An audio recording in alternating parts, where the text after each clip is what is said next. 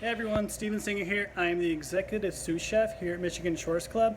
We're starting a new web series on how to cook some of your favorite items at home and make the items from scratch. So today I'm starting off our new web series with teaching you how to make some fresh egg pasta. So the items you're going to need a pasta roller, a rolling pin, some fresh eggs, semolina flour, and 00 flour. So for the pasta, we're going to need 1 tablespoon of good olive oil, 1 tablespoon of coarse kosher salt, 3 large eggs plus 3 yolks, 2 cups of 00 flour. 00 you can find in the grocery store, usually is labeled as a pizza flour, but 00 just refers to the grading. It's usually an Italian grading system where they usually start with 2, 1, 0, and 00. Usually just refers to how finely ground it is and the quality. So 00 is usually considered like the Cadillac of flours. It's usually a very soft white flour where they remove as much bran and germ from the wheat plant as possible. And then here we have 1 cup of semolina flour, which is usually this one's usually a little bit more coarse and provide more texture to the al dente. So to start, we combine the 2 flours, make a little volcano shape in the center, and crack the eggs right in the center. Then we're going to add our 1 tablespoon of olive oil and 1 tablespoon of kosher salt. Begin whisking the eggs in your makeshift bowl until the yolks are broken up, and casually start scraping the flour along the sides to slowly start hydrating the flour. You don't want to get it too lumpy yet, you just want to slowly start incorporating the eggs into the flour mixture.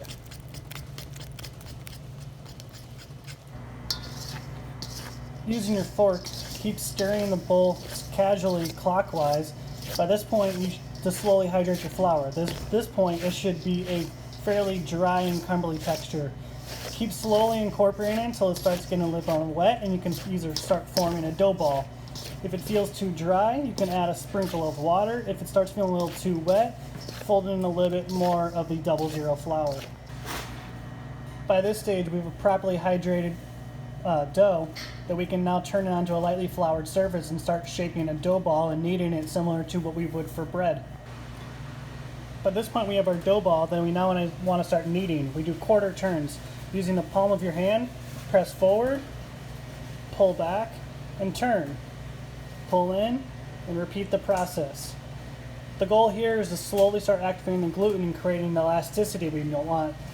If it starts feeling too sticky, add a little flour. It starts feeling a little dry and crumbly, using like a spray bottle or just dipping your fingers in some water, slowly rehydrate it back.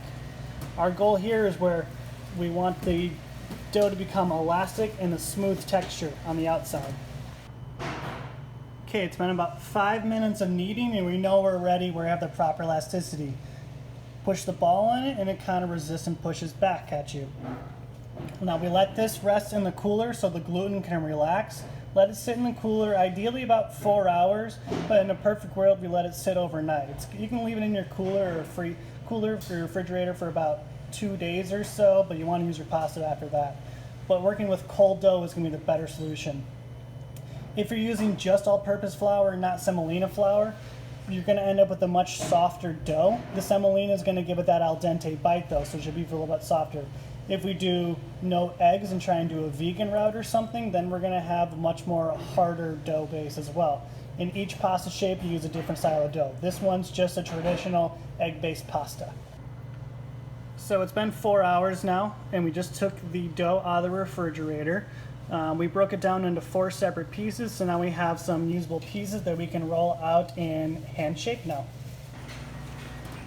We've been kneading for about 2 to 3 minutes. You notice your dough ball starting to smooth out a little bit. This can all be achieved using a dough hook and the attachment mixer, but if any of y'all keep a stress ball in your office, I consider this far more therapeutic use, and it just feels it's a lot more fun activity to do with the kids too. So this is the stage where the pasta roller comes into effect. We're going to use our rolling pin to roll out our dough balls. We can fit it into our base. You start with the largest size possible. If you do not have a pasta roller at home, that is fine. You're just going to be doing a lot more use of the rolling pin. So now our dough sheet is fed into the machine, and then we just start cranking it through where it achieves at the end. All right, now we have our pasta sheet inside the machine, so we just start cranking it through. We want to catch it on the end.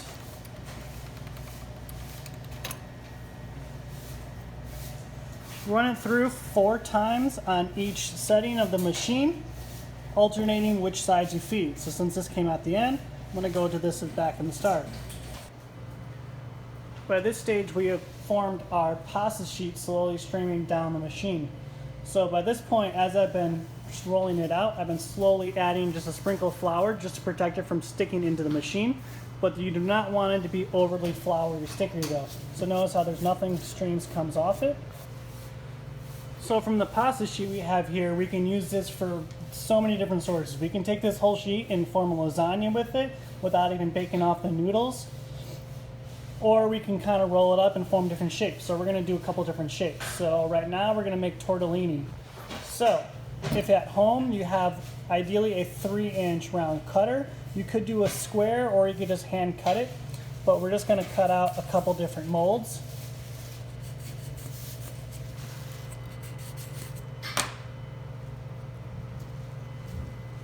And set these pieces aside to start our tortellinis. So for these, we're just going to do a basic cheese tortellini. So this is just some ricotta cheese mixed with some salt, some lemon juice, and a little bit of herbs. So using a little bit of water, you don't want to oversaturate. You just want to tighten around the outside seal. And then fold over into a half moon shape, locking in the seal. You want to press out any air bubbles or else that could risk popping your tortellini when you go to cook it off. And then you have this half moon shape. Using this half moon shape, just lightly re-wet the edges, and using your thumb, fold inwards on each other to form the seal, and then fold the ears back.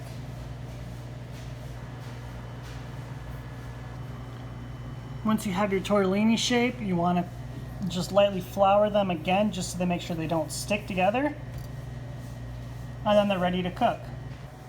If you have a pasta machine at home and you're looking for other shapes, this is a good time to use the cutter attachment. This one here has a spaghetti cut and the fettuccine cut. How thin you make your pasta could determine the cut. If I'm making a little bit more like a fettuccine, I'm going to go to setting number 2 on here, so it's a little bit thicker but not completely translucent. If I'm looking for more of a spaghetti or angel hair, I'm going to go all the way to the 0 setting and go as thin as possible. So once we set it up, repeat said process and start cranking on our fettuccine forms. If you don't have the cutting attachment, or if you're just hand rolling this out with a rolling pin, you can also use a knife or something to cut out different shapes. If you're playing with kids, you can use cookie cutters, or you can just roll out sheets of pasta and then just cut them into strips or whatever shapes you're looking for.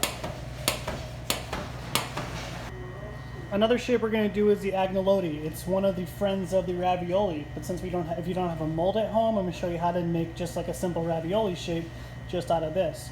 So agnolotti just means little pocket in Italian. So we're going to start with whatever filling you want. This is our ricotta filling, and it gets 3 folds, the same concept.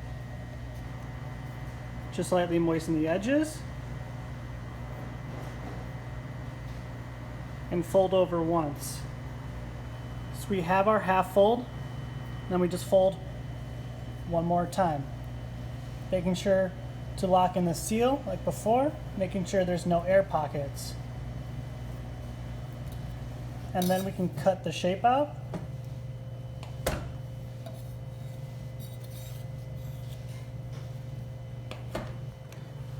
Then we have our agnolotti. It's got our little pocket underneath that's made to hold sauce, and a reminiscent of ravioli. Again, you can do this in all different sizes and different shapes as well, just based on whatever needs you're doing. Hey everyone, thanks for watching. I hope you learned 1 or 2 things about how to make some fresh pasta. If you have any questions at all, please just give me like an email. I'm ssinger@michiganshores.org. That's SSINGER@michiganshores.org. If you have any suggestions on what other videos or how-to mix, let us know forward. We look forward to make some more of these. Thanks again, guys. Talk to you later.